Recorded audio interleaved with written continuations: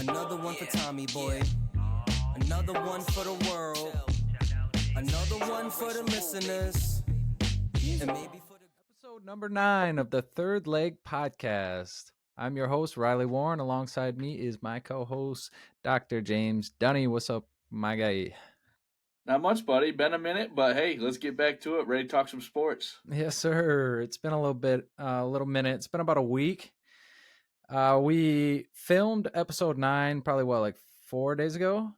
Yep. And we had a lot of troubles recording that. So we ended up having to chalk that after about 2-3 hours of me trying to fuck with it.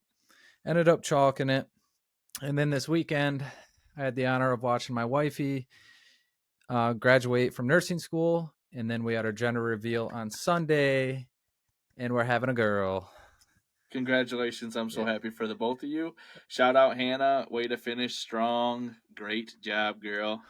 Yes, sir. Yeah. So it was an eventful weekend. And right before all that kicked off, we had episode number 9 basically get chalked. So this is the reboot of episode number 9, and welcome.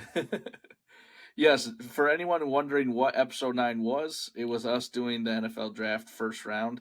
And let's just say Riley and I got it 100% correct. Don't worry about a thing. We called everything. Don't check the drafts. Don't check the paperwork we did. We knew exactly what was going to happen. Don't you worry about it. No. But before we get to the draft recap, we wanted to kind of jump in and talk NBA, right? Because that's kind of the playoffs that are going on right now. What do you think about the series that we have so far? So the Heat and the Bucks series, we didn't get to talk about it. That was also going to be on the last episode. I can't believe the Bucks lost. Honestly, at the end of the day, I thought if Giannis was healthy, that they were going to do what they needed to do to at least force it to a game 7, be able to go back home and, try to close that out. But Timothy Butler had other plans, brother. Dude, it's unreal. We've been talking about this guy. He just continues to show up for his team when it matters most. If you gave me the option of Giannis versus Jimmy, I'm taking Giannis every single day of the week. But if you tell me it's in the playoffs, you have to think about it, right? Like, Jimmy shows up when it matters. He makes everyone around him better, and he's that dude. Like, he is going to get a stop. He's going to demand the best out of everyone from his team, and if you give anything less than your best, you're going to feel it. Yeah, for sure. My favorite thing about Jimmy Butler in the playoffs especially is how well he plays defense and who he guards on the other end while dropping numbers. No slight to Steph and players like that who are like the second, third defender. But when you have to cover the number 1 guard and then you're dropping 50 points in a playoff game, I mean, it goes above and beyond. He is the only guy in the team that can even do that for him. So if they need the points and he can't give it to them, they're in trouble. But, we're going to ride the hot streak as long as possible. It was extremely fun to watch him against the Bucks and the first game against the Knicks as well. Hopefully his ankle's okay for game 2. That's kind of fucked. There's always someone in the playoffs that's doing really hot that gets hurt, and it'd be tough to see him go out like this. Absolutely. The first game between the Heat and the Knicks did occur. The Knicks were up huge in the first half. Then, playoff Jimmy took over and said, "We're going to win this game." They were up 3 when he got hurt with about 5 minutes left to go. He stayed in the game, shot both of his free throws, and kind of hobbled around the rest of the game. What I didn't understand when I was watching the game is why the Knicks didn't attack Jimmy Butler in that ankle. It was clear as day he could not move.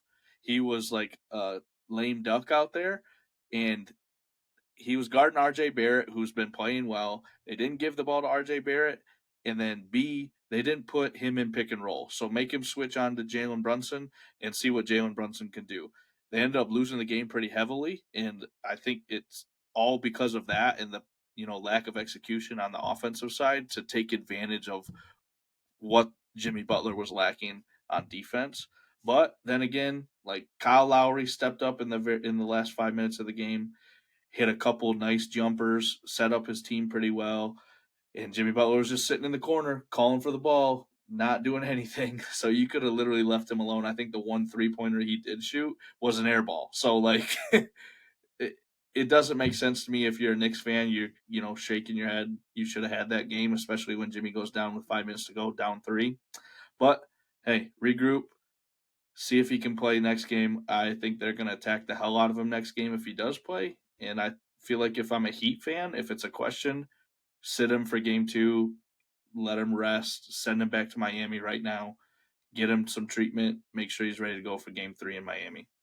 Yeah, if it comes down to that, I would rather have you scratch game 2 and then have him be healthy game 3 back at home where it's a must win if the series tied going into Miami. I think at the end of the day, it's a Tib error. I mean, you got to call a timeout and restructure your plan of attack, especially with someone just being a decoy out there, basically on offense. And defensively is hobbling around. I don't know the extent to the injury, but you could definitely tell it was two different Jimmys or two different people before and after the roll. So I think execution wise on offense for the Knicks, they kind of just screwed the pooch and didn't attack him, didn't put him in pick and roll situations, make him go side to side and then attack him. Brunson's got one of the faster first steps with the ball in his hand to get to the bucket. So, if they look at film, they know what they did. They talked about it. It was oh fuck, we ain't gonna do it again type situation. But if you're a Knicks fan watching that game, you're like, what the hell are we doing? Absolutely. Jalen Brunson, I think after the game said he will bounce back. So maybe, looking forward, okay, maybe take his points on the next game, go a little over there. Personally, I think the bet to be had is take the Knicks plus 125 for the series right now. If Jimmy Butler is hobbled, the Heat don't stand a chance, I don't think. So I think I'm going to sprinkle a little bit on the Knicks plus 125 and watch this series and go, what's going to happen? Yeah, I'm with you. I don't think if Jimmy Butler isn't 100% and score, I mean, Jimmy literally has to score 30 points for them to win a game. Unless the other team's shooting 30%, 40% from the field somehow.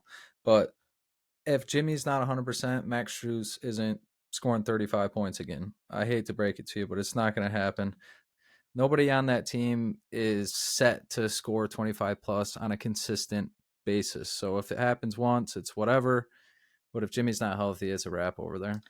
Absolutely. And the Knicks made it a close game without Julius Randle. So Randle didn't play in the whole game. It was just RJ and Jalen Brunson going at it. So with Julius Randle, if he can come back healthy and if Jimmy Butler's now hobbled, I really think the Knicks can take the series. Yeah, I like it at plus money. I mean, you'd Can't be beat that. you'd be a fool to not take it if you were backing the Knicks from the jump and then you see Jimmy kind of hobbled for game 2. Right. Absolutely. Other series going on in the Eastern Conference, we have 76ers who swept the Nets, taking on the Celtics who beat the Hawks, I think, in 6 games, right? Yep, 6. DeJounte Murray gets suspended for game 5. They're going back to Boston, and boom, the Hawks somehow pull it out. Like, what the heck? Who saw that happening?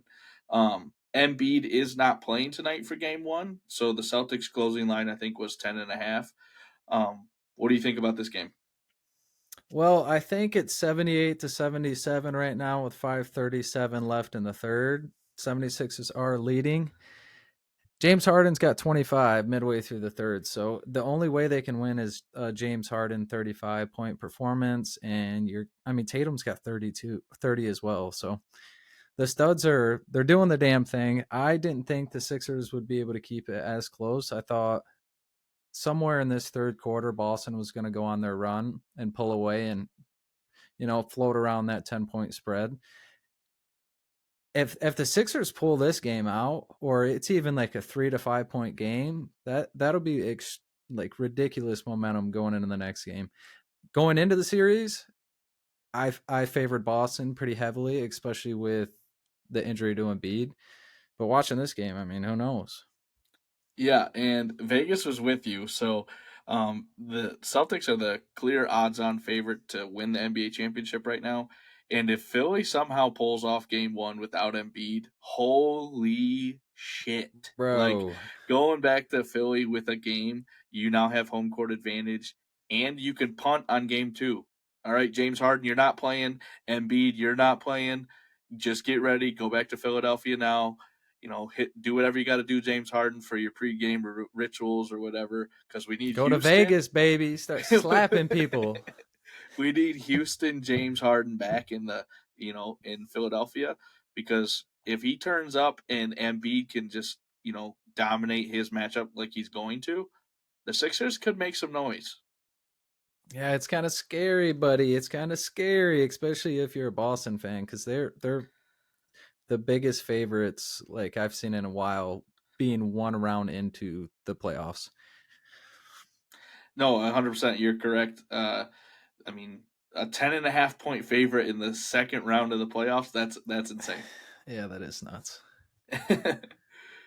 All right, moving to the Western Conference, we got the Nuggets who beat the T-Wolves. T-Wolves won a game or two, or one game, tried to make it a little interesting. And then the Suns who beat the Clippers. Obviously, Kawhi Leonard didn't play the second half of the series, which obviously takes its toll for the Clippers. Sorry for your fan base. Ty Lue said it best. Our best two players are hurt. Take KD and Devin Booker off the Suns, and they don't look like the same team. I mean, he's not wrong. At the end of the day, as a coach, it sucks that you have to even say it, but there's incoherent people watching the game. Like, come on, our best two players aren't playing. Russ is having to, try to carry us. Right. When you What are need we supposed to OKC do? Russ to come back out, he didn't win many playoff I was series gonna when he was in OKC. So, like, how's he going to do it now against the Phoenix Suns with Kevin Durant, Devin Booker, and Chris Paul? Like, come on. Right. I mean, OKC Russ could come out, but they still lose. They weren't winning Right. games when it was OKC Russ. So he could have the Agreed. stat line. He could try to make up stat wise. But at the end of the day, you don't have PG, you don't have Kawhi. I'm surprised you even win 2 games. Agreed. In that series, the Nuggets did take game one. I think that was on Saturday. Um, All-time efficiency right there for the Nuggets. I think they had 3 or 4 guys score 20. Um, Jokic had 19 rebounds. He's going to do what he's going to Ridiculous. do. It's ridiculous. It Dude, is. I was watching the game and there was like a 5-minute stretch where the Nuggets just didn't miss shots. They missed like 1 out of like 10 shots. And you're like, what are you supposed to do? The Suns they were trying to like uh just mimic what the other team was doing because they had to catch up. Like they just shot, or the Nuggets scored so fast that the Suns had to like try to up their tempo, and it just looked like a one-sided game, and the Suns ended up taking their starters out with like 4 minutes left. I don't know. It was a weird game. I didn't see the Nuggets winning handedly. I thought if they won, it was going to be more of like a 4 or 5 point game towards the end, you know. Pulling out with free throws and that kind of stuff. Yeah, like a typical ending game. I didn't think game 1 they were just going to be pulling the starters out with 4 minutes left. No, you're right. I mean, looking at the Suns, if Devin Booker isn't on his A game, they seem to, he's the X factor for them.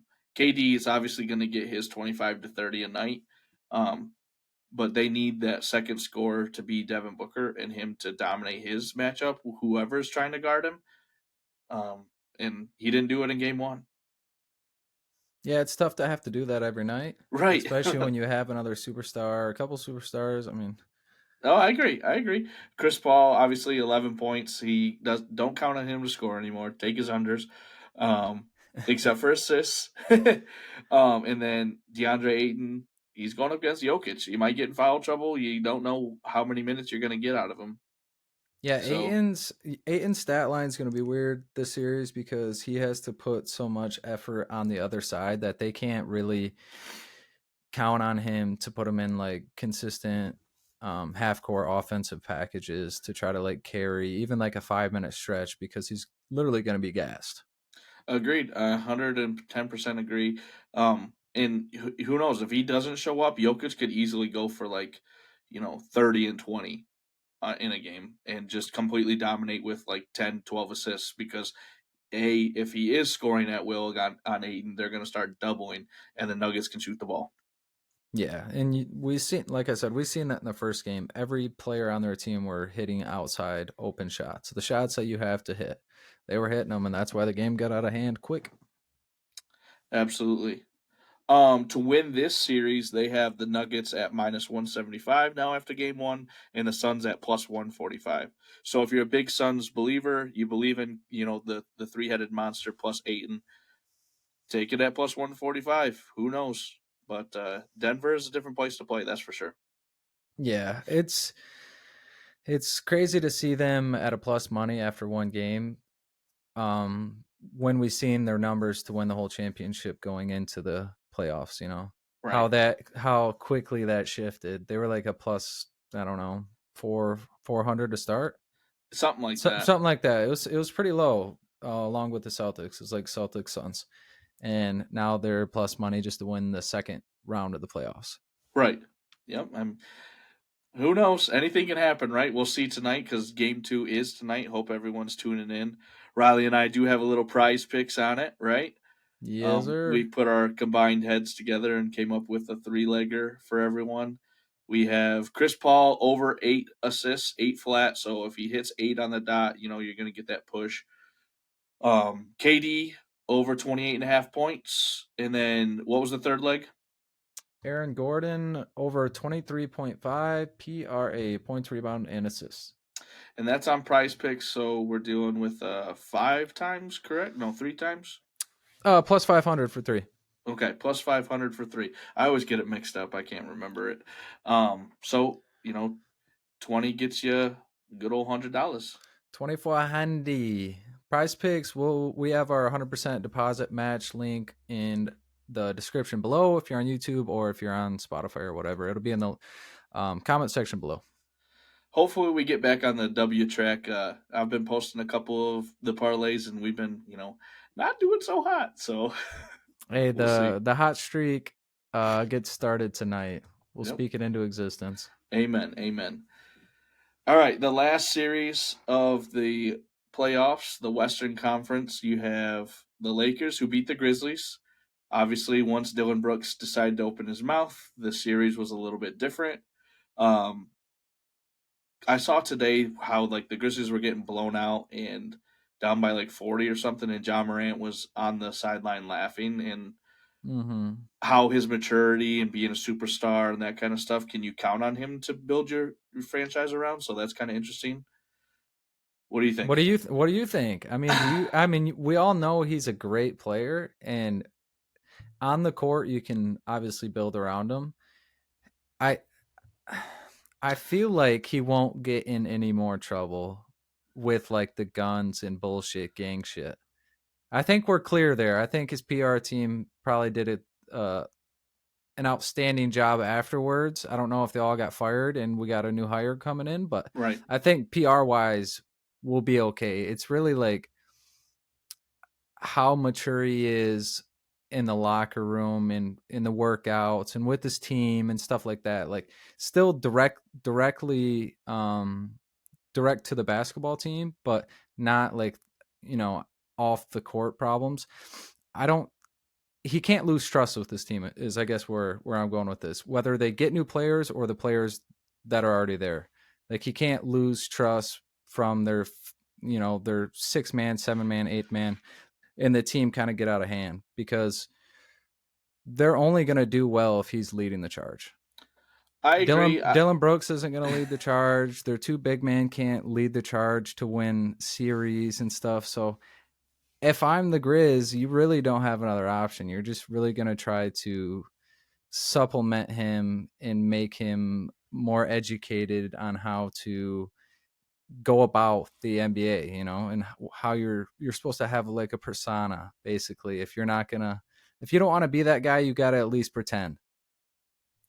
No, I agree. I would just say I don't think he can be the 1A without a 1B on a championship team. He can't just be number 1 and have 2, 3, 4 underneath him.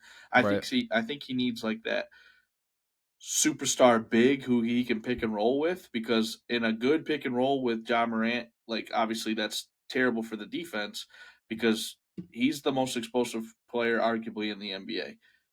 If he has a big man who they can't help off of, then okay, maybe it opens it up a little bit more. I also think they need to do a better job of getting 3-point sharpshooters around him because the defense is going to help off. They're not going to respect his jump shot, but you need guys who are going to knock down at a high clip from the 3-point land. Obviously, you can say that about pretty much every superstar in the NBA, but I I think it's more relevant with Ja Morant than it is anyone else. Well, let's not forget he does have the Defensive Player of the Year. Agreed, but like on offense, Jaren Jackson Jr., he's kind of like that tweener big. Like he wants to Mm-hmm. shoot from the outside. Do you trust him to throw it down in the block and let him go to work? Like I don't think you do. If Ja's having an off night, you're relying on Desmond Bain to go off rather than Jaren Jackson to go off. Yeah, for sure. I'm with you. I think if the Grizz, I mean, for one, you got to get Dylan Brooks out of there. And you got to replace him with someone that can shoot the fucking ball. Because if his space on the court is wasted, if Ja and him are in a half court set, he drives. Dylan Brooks guy could be sagged off to the fucking paint. He shoots 1 for 5 from three if he even does that. So like I think we already talked about this. He's like the watered down Pat Bev. Yes, watered down Draymond or watered down Pat Yeah, Bev, he's whatever you like want to go with. he's got like the act of that, but he doesn't have the actual skills that help his team. Like Right, I don't even like Draymond, but Draymond is a great player, especially for his role and on that team. right. Dylan Brooks doesn't have that. He's just like this like fake bad guy that can't shoot the ball. You're not wrong. I think if they replace him specifically with someone that could shoot, it could even be Luke Kennard in the corner. But if it was somebody that could shoot the ball, it just opens the court up. You have two bigs on the court most of the time who don't shoot threes, and Hmm. you have Ja Morant that's a driving specialist in the paint. Like mid range. He's a jumper. You got to get him in the paint. And Right. when you have someone like that, you have to have people on the outside to hit threes. That's like the only way they both coexist. I agree wholeheartedly. I heard someone talking on ESPN today about like OG Anunoby from Toronto, trying to get him, or like Pascal Siakam from Toronto, trying to get him, because Toronto might be in a sell now kind of, you know, thing to rebuild around Scotty, but we'll see. Yeah, I seen Toronto was shopping around and trying to wheel and deal some of their. They got a lot of young guys over there, so I wouldn't be surprised seeing a bunch of them shift around the league in the next year or two. Absolutely. You know, the Grizzlies lose to the Lakers. You called it. LeBron at plus money. You can't beat it.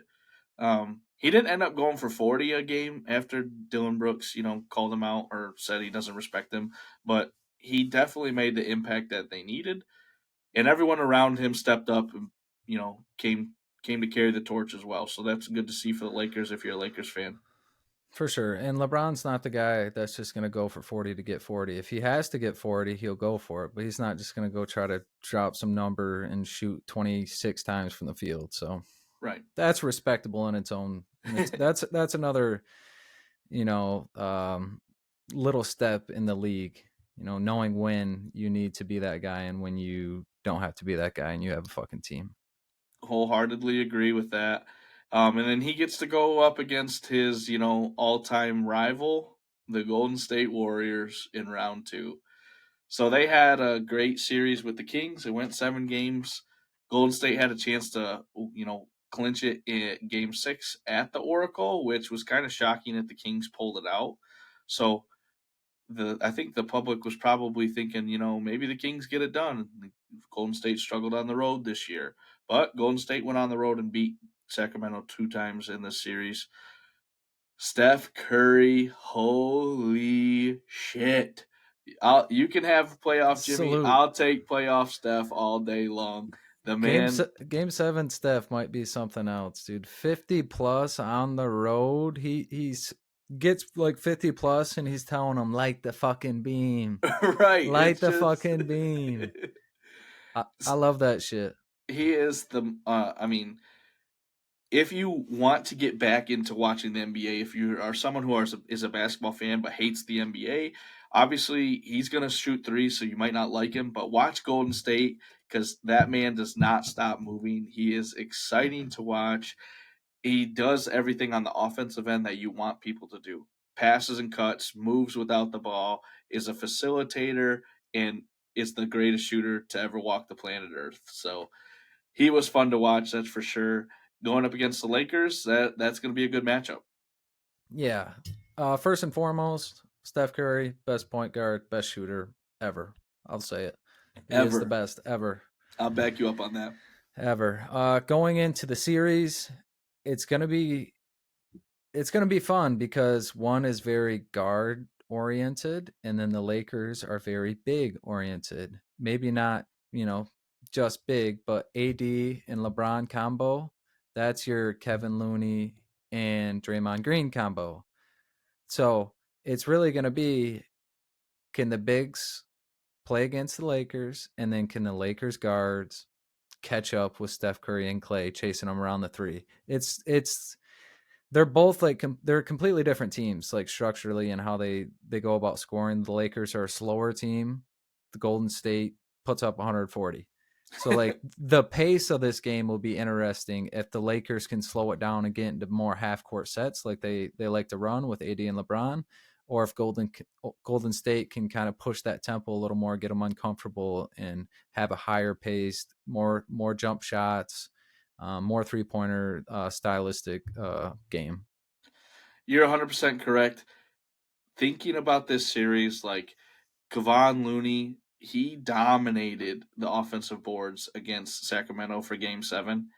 If AD is not ready to go as far as motor, because sometimes that could be an issue, Kevon Looney could eat up the Lakers too. So it'll be interesting to see. It's going to be who's going to get in foul trouble, I think, for the big guys. If Kevon Looney can stay out of foul trouble, then okay, they got a chance because he could, try and slow down Anthony Davis. Obviously, you can't ever stop Anthony Davis or a player of his caliber, but all you got to do is slow them down enough to make it where they miss a 2-pointer so you can make a 3-pointer, and that's it. That's the name of the game for Golden State, man. It has been for 10 years it feels like now. I think that the Lakers will be in a little bit of a pinch if Golden State rolls off of the Sacramento momentum, Steph Curry 50-plus point game. I think there's only going to be a few days in between that last game and the first game. What is it, tomorrow? I believe it is tomorrow. Yeah, so we'll see. I'm excited to see Kevon Looney because he barely scores. Like you said, he might eat him up on the rebounds, but Anthony Davis doesn't have to guard too much when he's guarding him. So he'll be able to keep a little more in the tank. LeBron will be on Draymond. So that'll be fun. There's been like a little Draymond LeBron like hatred, or at least what it seems like from the outside world. I know it's not like that on the inside. Like I think I seen a report today that Draymond asked Golden State if he could watch LeBron. Like they were on a road series, and he asked if he could leave the hotel the game before, the day before game day, so he could go watch LeBron, all-time leading scorer. Like so we could go to that game, and they canceled it. They didn't let him go. I think Draymond in an interview called LeBron like Big Brother. He's got to guard Big Brother for the next series, something like that. Yeah, they probably are close, like off the record. They can't keep it like that. They need that little feud in the NBA, but I think low key they're all right. During the series, they hate each other. After the series, obviously, it's all love. But talk about like before the series, Draymond Green talking about how the perfect matchup for them is the Kings because they don't have to travel that much to get to Sacramento. This is like the dream playoff scenario for the Warriors if they're truly worried about how much they have to travel. So obviously go from Sacramento, which is an hour away, to LA, which is a couple hours away, and that travel back and forth can't be terrible. So compared to like having to go to Phoenix, having to go to Denver, Minnesota, Denver, that kind of stuff, Golden State lucked out with their draw. Yeah, and we talked about it before it all started when they said that, and it's cool to see it come into fruition. Game 7, they got to stay late, go back home, and then come back for it. And then the very next series they play LA. So honestly, they're gonna have some of the best travel situations out of anyone in the playoffs. Absolutely. For them to win the series, it's at minus 145. The Lakers are at plus 120. So, what do you think? I love the Lakers. You can have them. I'll take the Warriors. Like we said before the playoffs even started, you were on the Lakers. I was on the Warriors. We'll see who comes ready to play. Yeah, we were both taking a dark horse, and they just so happen to both be in the West. It's cool to see them both at least getting out of the first round. Good to see the Lakers get out from the play-in games to being a 2 seed. So hopefully this is a 6-7 game banger, regardless of who wins. Hopefully you get to see the Stars shine, no injuries. I'm tired of seeing the Stars going out in the playoffs, dude. I feel like already it's been bad. So hopefully, like the rest of the playoffs, there's no major injuries. I agree. With the injuries do occurring, obviously that's going to affect the NBA championship odds. Want to run through these real quick before we get moving on to the NFL stuff that we have planned for everyone. The updated NBA championship odds: Celtics at plus 120. They're the odds-on favorite. Crazy. But then, right, like you're in round 2 and there's already a team at plus 120. That seems a little preemptive. They're beating to me. They're beating Embiidless Sixers by 4 right now. Damn. And they're plus 120 to win the next 3 series. Right, that's crazy. They choked last year, obviously. The next 3 are all at plus 600, and it's the 3 big teams from the West: the Nuggets, Warriors, and the Suns. So obviously they think the Celtics are going to run away with the East here, no problem. The next team at 4 is the Lakers at plus 750. So really, it goes Celtics, and then who's coming out of the West, and then for some reason, if the East pulls it out other than Celtics. So you have the 76ers at plus 1,200, Heat at plus 2,800, and Knicks at plus 3,000. Dude, if I'm a degenerate Knicks fan, I am banging plus 3K. Oh, for sure. Like you have a chance to, if Jimmy is hurt, to take over the series and, move on.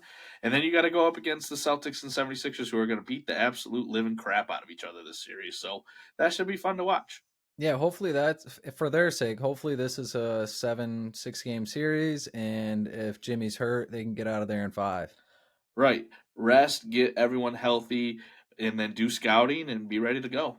Yeah, because they will need Randall like a motherfucker if they got to play the Celtics next round. Oh, absolutely. He's going to have to, he can carry an offense, obviously. Between him and Brunson, they're fun to watch. So if you are a degenerate Knicks fan, go New York, go New York, go. Good luck. Good luck. Plus 3,000, yeah. One thing I wanted to touch up on, I seen Draymond talking about after Game 7, Sabonis didn't shake his hand, and he was like talking about it. What do you feel about that? Series is over, Super Bowl playoff game, whatever it is. At the end of the day, you got to shake hands. You got to link up. Hell no. You tried to break my ribs with your leg, dude. I am not clapping hands with you. If you are, no, I don't think he said anything to anyone though. Like I think he just walked straight to the locker room. That's fine. You tried to break my ribs. It doesn't matter. You full on Mario stomped that right down. No, I'm done. All right.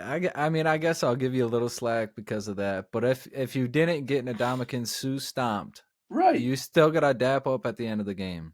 I'm saying if you don't get stomped, it's a normal.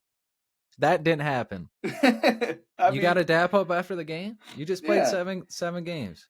You got to be, a good loser. You got to be able to win. You got to be able to lose, because no one likes that sore loser. Obviously, it didn't go well with Isaiah and the Bad Boys walking across Michael Jordan when they finally took it over.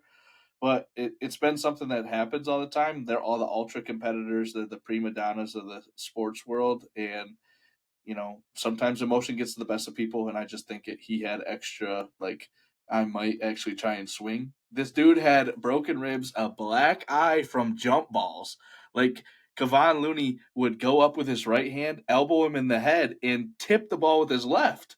to start the game. That's how he got his black eye. Like, you literally beat the crap out of me for fun and got a 1-game suspension out of it. That was it. And we just lost. I'm done. I'm going home.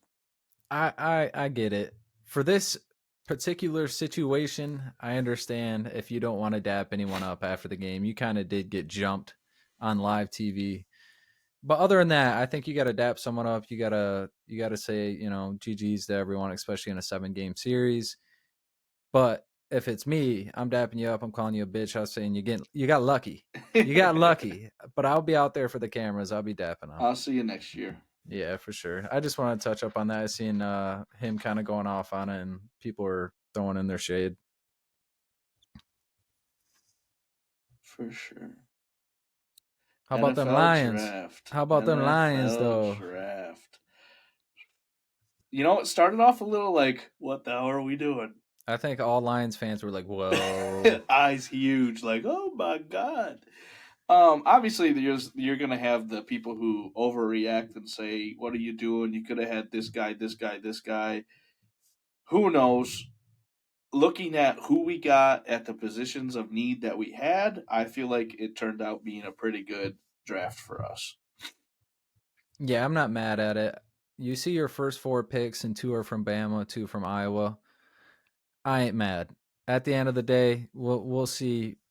At the end of the day, draft grades mean nothing until they play, and they basically not retire, but they got to play a decent amount of years before, or a decent amount of snaps before you know if it was a complete bust or not. So regardless, anything we say, it doesn't matter until the season starts, but I liked our draft.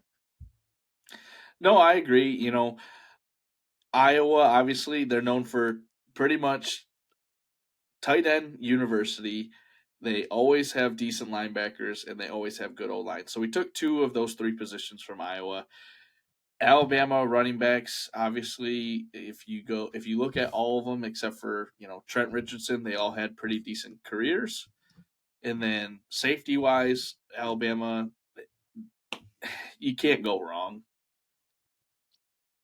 It's hard to go wrong with an Alabama defensive player in general, especially when it's the first couple rounds. And Brian Branch kind of fell down to us. I feel like we're a little surprised that he was there, and if he was there, we're snagging him 100%. No, I agree. I mean, he was the number 1 ranked safety on a lot of people's big boards, and the fact that he fell so far, I was just like, oh, thank you so much, Lord. How do you feel about the Hendon Hooker pickup? So I'm like hot and cold on this because I think if he was, you know, 2-3 years younger, maybe it was even better of a move. But the man is almost 26 years old. He's likely not to play a snap this season. So he's obviously going to sit there. He's going to almost be 27 coming into where he's getting his first NFL start. If you're going to develop, you shouldn't be 27 years old. You know, that's what I thinking. agree. So I don't know. I'm up in the air about it. I hope it works out. I hope he can learn from Jared Goff this year and take all the tools from his tool belt and add some. But I don't know. I think that we might have just took him because he was still there, and rather than looking at everything we needed. Yeah, I feel you. The age is a little concerning to me because you look at his age and then you look at Goff. You're like, well, they're barely, what is it, 2 or 3 years off? Yeah. Goff's not that much older, and right. He's already got a Super Bowl loss, but a Super Bowl under his belt. Agreed. Jared Goff's 28. Yeah, so 2 years. You would hope to, you know, build up a 24-year-old for 2 years, and then by the time he's 26, he can actually be mature enough to take an NFL snap. But either they seen something that they liked, or he was still there, and we need a quarterback. Agreed. For the future. For the future. One thing I did like about this draft, Brad Holmes and Dan Campbell, you could tell it was there are some short-term players in this draft where we need them to play and contend for this NFC championship in the next 3 years, 2-3 years. First round guys, they're going to play next year. Right. 100%. So those are plug and play guys that are going to get a lot of snaps next year. Laporta's going to get a lot of snaps as well, unless something crazy happens in training camp. They really liked how he moves, so I think we're going to be able to, like, he's not as big of a blocking tight end. So I liked how they kind of approached going after these next 2 years and getting players that for sure can ball right now that you don't have to develop as much in the next few months before they see the field. And then the Hendon Hooker and Antoine Green and players like that, where those are your longevity guys. Hopefully they pan out for us rather than we're relying on them in the next few years. So there was a little mix of both. So at the end of the day, I like the draft. I would honestly give us an A-. I know grades don't matter, but I like B+, A-. I liked it. Right. And I mean, people are most probably upset with taking Jahmyr Gibbs at 12.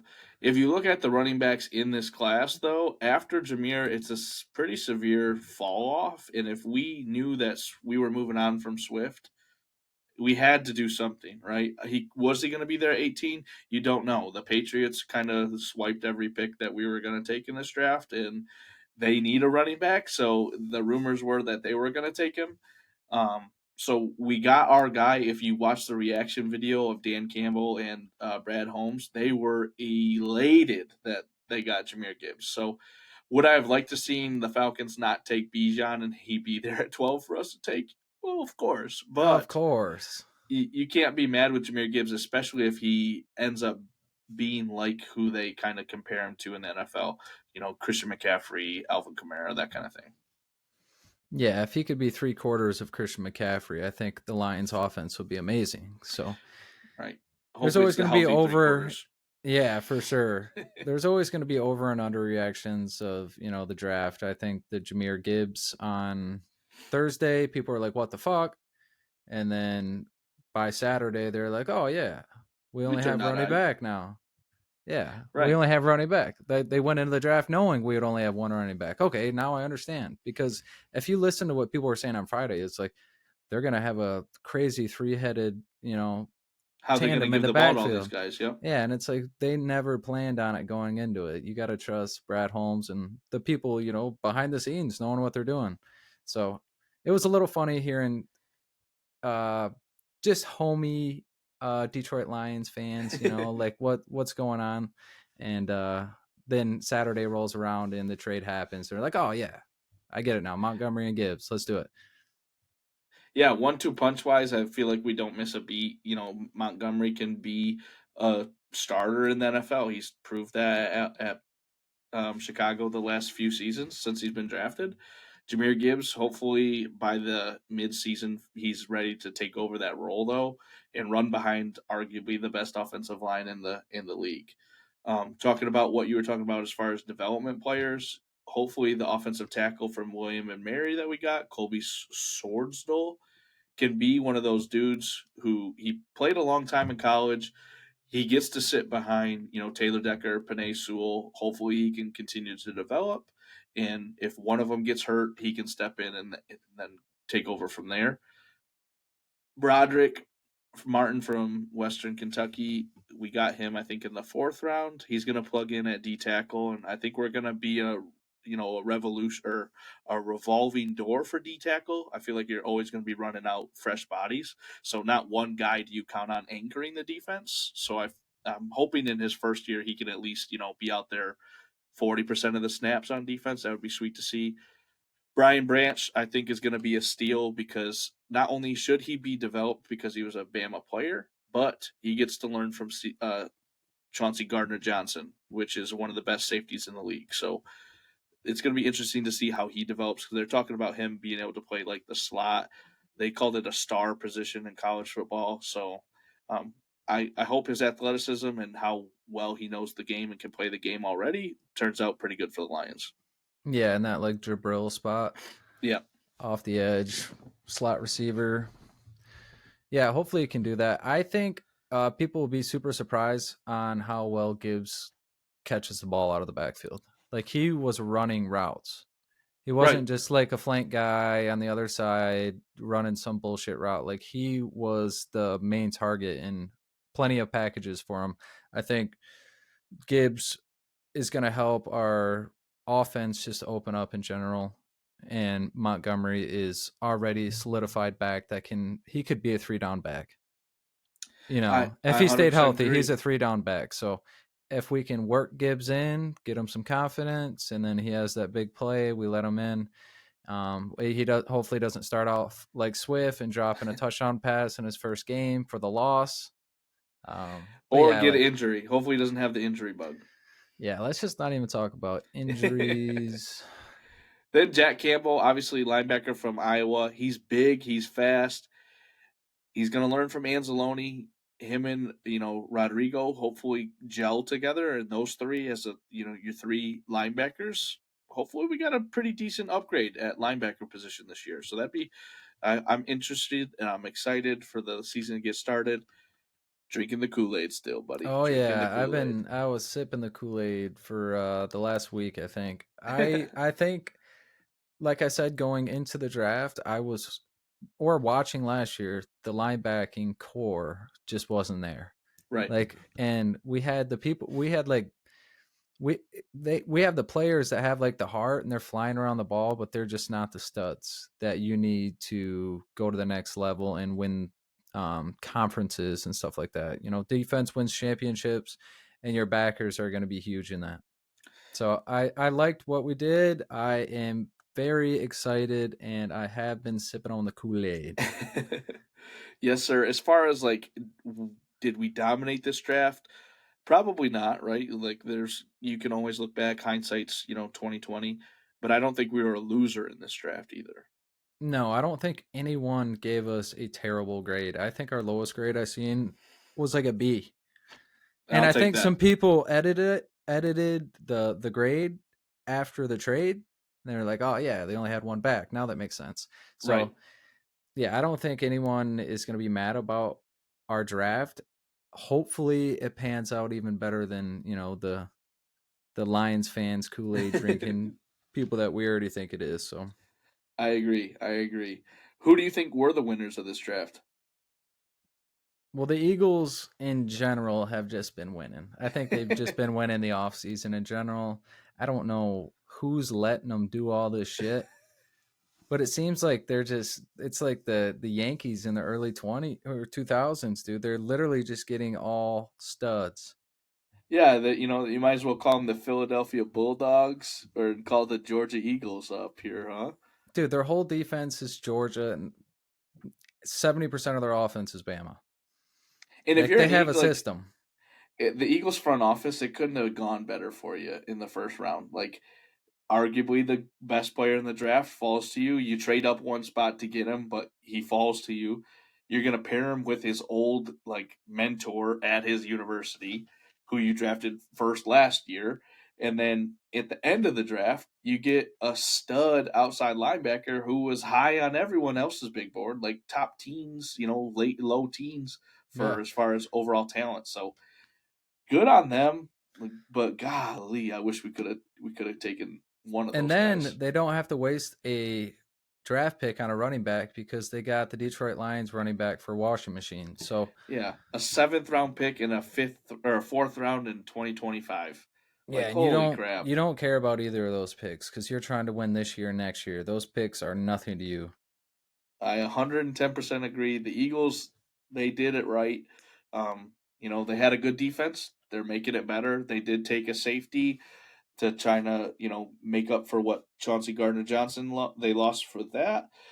It'll be interesting to see, that's for sure. The Georgia Eagles and the Philadelphia Bulldogs, how they play. For sure. I thought the Seahawks also did well in the draft. There's a few other teams, but I thought the Seahawks did well. I didn't like the 49ers or the Falcons. And then the biggest loser we thought, I mean, this is all personal, but we thought the Bengals had one of the weirdest, most chaotic scratch your head drafts. Right. As far as Bengals go, they obviously need to protect Joe Burrow better, and they didn't take offensive line. Dude, we've been saying this for 3 years. I know they've been good still, but every draft it's like offensive lineman, and then everyone's like, "What the fuck? What happened?" In free agency, they made big splashes 2 years ago. They thought the offensive line Hmm. last year was going to be, top 5 in the league, and it wasn't. It just flat out wasn't.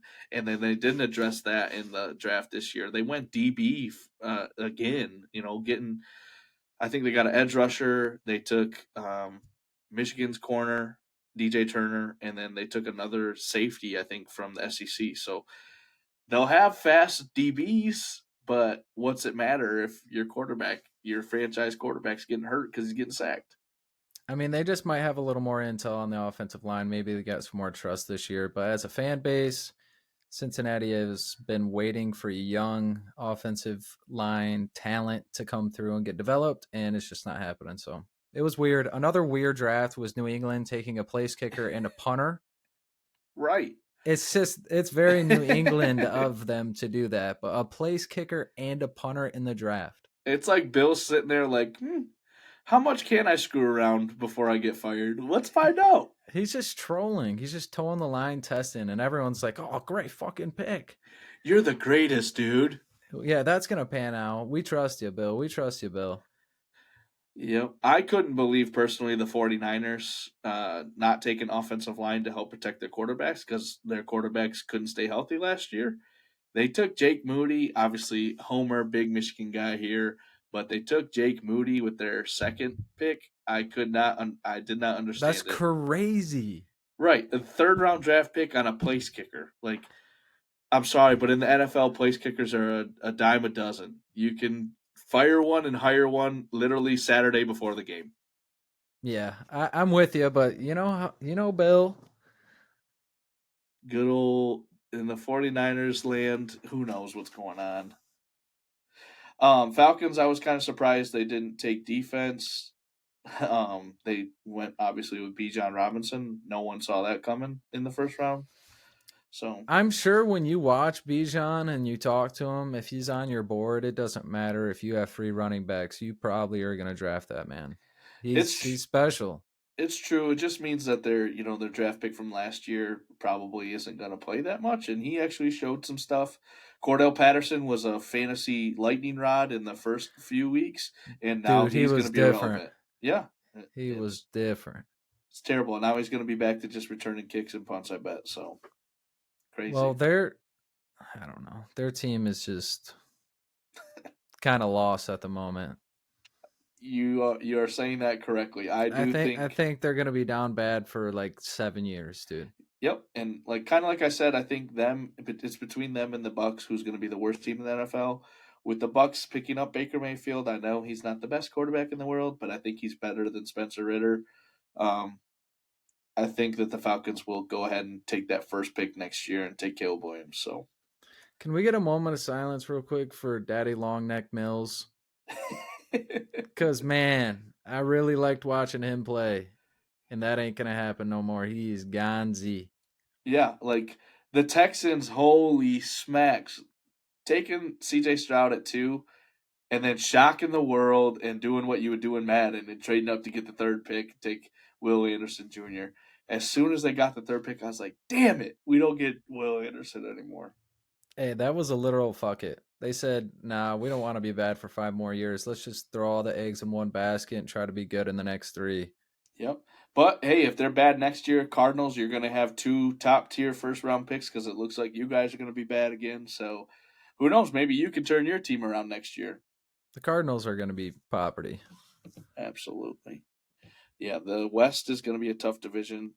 It's going to be between them and the Rams on who can lose more football games. So, Respectably. yes, respectfully. What about the NHL? I know we were talking a little before we went live. Had a couple game sevens and some wild finishes. Yeah, so personally, I'm not a huge NHL guy. I don't follow it religiously like I do the NFL, like I do baseball, like I do basketball. But I do try and watch hockey when it comes playoff time.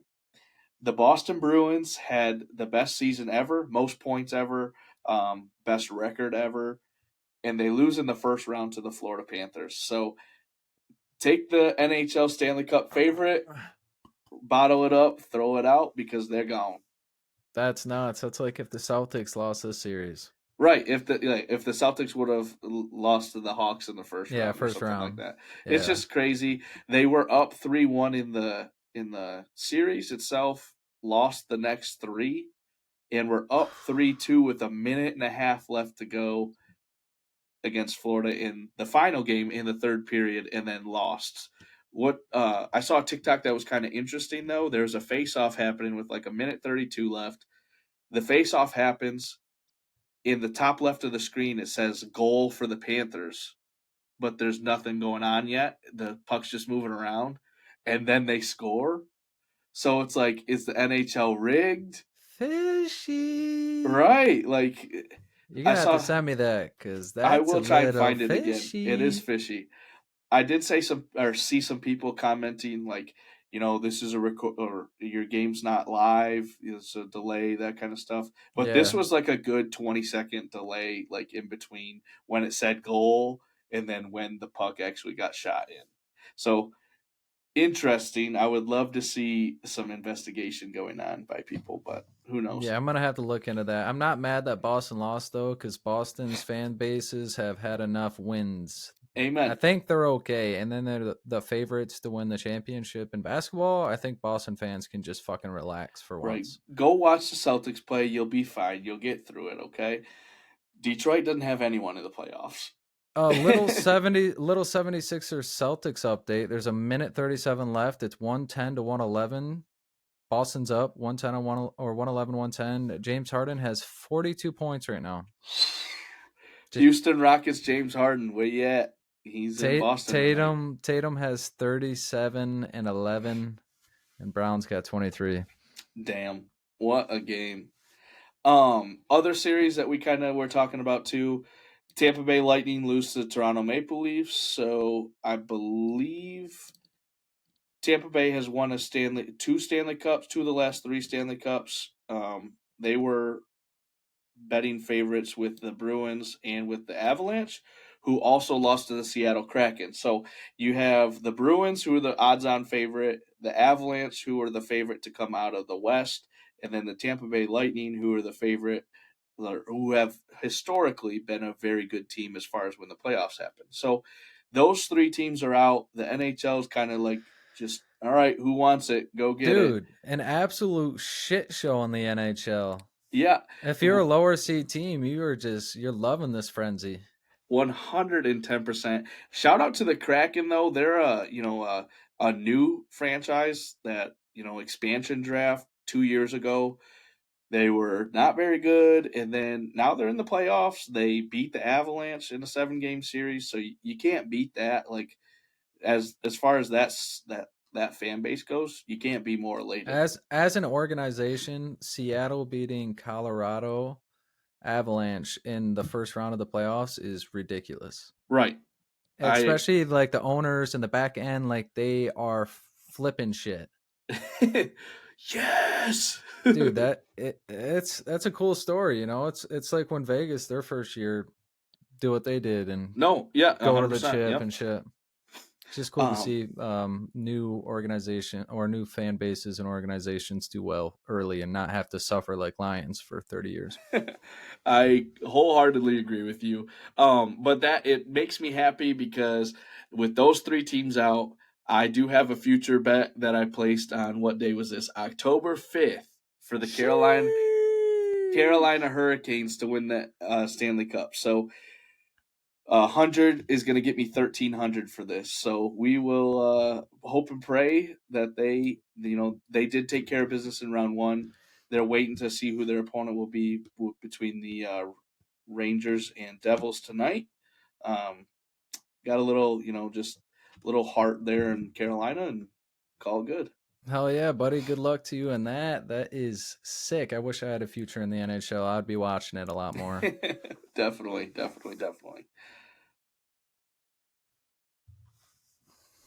What's the score?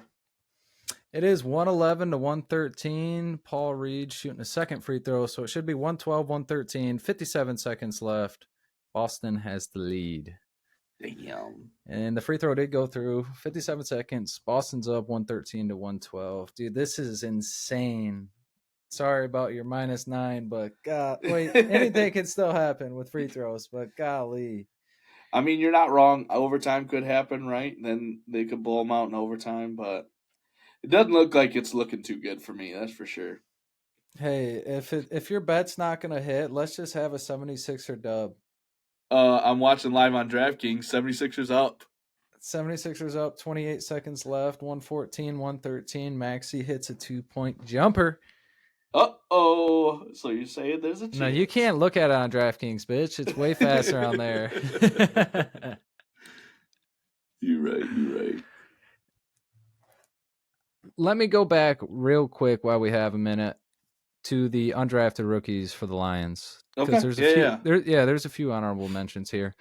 Mohamed Ibrahim, running back out of Minnesota, he's an absolute dog. If he stays healthy, he is a little undersized, but if he stays healthy and he makes the team, he could be like kick returner, punt returner, type S things, and then another player out of the backfield for us that'll help.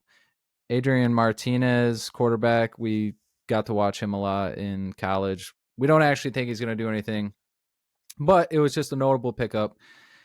Chase Cota, wide receiver out of Oregon. I was happy that we snagged a few undrafted rookie wide receivers, put them through camp, see what they got. You know, if they got any speed, you can develop them. And we have 3 less receivers than we would have at the beginning of the year because the Detroit Degenerates couldn't not place a parlay. And we got a safety out of Notre Dame, Brandon Joseph, and then a cornerback out of UAB, Starling Thomas. Okay. Just a few notable guys that I think will maybe make some noise in mini camp and stuff. You know, there was like a list of 10 of them. I picked those 5 that I thought had a good chance. Other than Martinez. Martinez was the hey, look at him. Yep, we know that name. Yeah. Obviously with the 10 or so guys that you do sign in on undrafted free agents, you hope that 3 or 4 of them make not the opening day roster. But the 84. Right, and compete. Stay on the practice squad, develop in our system. Let's see what you can do, and then go from there. Yeah, you really just want a good first impression, mini camp, OTAs and stuff, and let's see what you can do in the preseason games. Like when the lights are on, let's see what you can do in a game situation. And you only need 1 game or so, like have a big game, and what do you know? You're making the next cut. And you're starting now, week 3, week 4 play or preseason, and then that's when you find out if you found someone diamond in the rough. That's the exciting part about picking up undrafted free agents. Receivers, catch every ball. Do not drop anything. That is the one sin you can do. Running backs, do not fumble the football because your ass will be cut too. Dude, my gut. Oh my God, James Harden sinks a 3 ball. 117, 115, 8 seconds left. Oh, Skip. Oh, shit. Where is Skip? Dude, Skip is doing backflips off his couch. Harden's got 45 right now. Tatum's got 39. I mean, punt on game 2, you have to. Right? Like, you have to punt game 2. Yeah, you could, or you could be like Harden. You got another 50 piece left in you. You want to go up 2-0? Right. Yeah. What do you say, buddy? You got another 50 piece for the gang. We'll coattail another win. You want to shut everybody up? This is how you do it right here. Maxey's got 26 and Tobias got 18. That's the only help he's got. Oh man, dude! If Boston choke this series without Embiid, right? It's going to get blown up. Oh, for sure. Their team's getting blown up. They've had too many chances. Jaylen Brown, you're gone. They're not going to move on from Tatum. No he's different. Yeah, he's different. He'll retire there. But Marcus Smart, Jay Brown, Horford, we'll be seeing you. We'll be seeing you. Have fun in Minnesota. Thanks. Yeah, go join all the other big men who go up there. Have fun in Minnesota. Let's see here. Brogdon with 20 for the Celtics. Yeah, he's doing something. Tatum's got 39. Someone just commented in one of my Discords, Harden partied in Vegas. We should have known this was coming. Dude, he did. Did you see him with the slap? Did you see that? No. It ended up just being one of his buddies, but someone had him on camera. There was a guy standing in the door when he was trying to get out of one of the Vegas buildings, and he bitch slaps him. And people thought he was going to get suspended until it came out like he was his friend. That's his buddy. And like the guy he wasn't, pressing charges or anything like that. But does he really need to go to Vegas in between matchups? Does he have to, Dunny? Apparently he does, because the man's going for 45 tonight, and we're leading him to a win. 17 of 30. That's GG, or more than likely. 7 of 14 from 3, 45 points, 6 assists. Paul Reed makes his free throw. It'll be a 4-point game of 4 seconds, and that'll be GG's in the trap. Game over. GG? Yep. 119, 115. Holy shiza. Good night. Oh my God. I almost feel bad for him. Wow. That is terrible. Dude, the Celtics go down as minus 539 money line favorites. Well, for all those Bruins fans that we were talking to earlier, if you're still here, we're sorry about basketball too so far. Please don't drive tonight after you leave the bar, Boston fans. Don't drive. It ain't worth it. Walk home. Sad. Well, I'm kind of stunned right now. Yeah, 45 from Harden. 119, 115. The over bangs because the Sixers actually showed up and scored a lot of fucking points tonight. Celtics were opening 10.5 point favorites, and they lose by 4 at home. That just can't happen. The Garden is on fire right now. Al Horford minus 17. Dude, I told you, Al Horford is the worst big in the league. He is dog water. He's 40 years old. How many rebounds? He had 6 rebounds. The Sixers didn't even play with a big tonight. Literally didn't even play anyone with the C next to their name. I told you they had PJ Tucker was their biggest dude. PJ Tucker played 36 minutes and didn't score a point. And they won. +6 plus minus though. How you doing? He played 36 minutes and didn't shoot the ball and they lost. And they won. Dude, Paul Reed is listed as a small forward and he's their tallest player in their starting lineup at 6'9". Well, Williams and Horford they're gonna have a long talking to tonight. Right, yeah, you don't say. Like, good God. Grant Williams played 4 minutes and didn't get a single 3-point attempt. He's one of their big dude, like big He guys. must have got hurt, dude. Musta. He only played 4 minutes. He is the same. I don't know. He could have been on the same rotation as Hauser, and they just said, fuck him this game. Right. And because Brogdon, because Brogdon was going, I think they're pretty interchangeable, who's hotter, who's not. Wow. That's insane, dude. Feel bad for Tatum. He dropped 39, 11, and 5 for the L. Right, doing everything he can to carry his team. And I mean, Jaylen Brown had 23, but I think he had like 16 in the first half. Well, I mean, it's not even his fault. He shot 80% from the field. He went 8 for 10 from the field. It's true. 3 for 4 from 3. So that's tough. That's tough. I'm fucking excited for the series now. Game 2 is going to be live. Unless they do what we're talking about. But what if Embiid plays game 2? Celtics fans will be shaking. They're going to get 4-0'd. Oh, apparently the Sixers were putting your favorite player in the pick and roll and making him guard Harden. They put Horford on the pick and roll? It made him switch. Boston was switching every pick and roll. No. No. Dude, Horford can't move laterally. Unlucky. Someone said I heard Joe was putting Grant Williams at the 5 when Embiid's back so they can go small. Oh, good God. I got to watch this play here, too. I think Grant Williams just turns around and throws the ball to Maxey. Oh, my God. Yo. Sixers win. McClung's going to get the dunk contest and a chip in the same year. Go. Good night.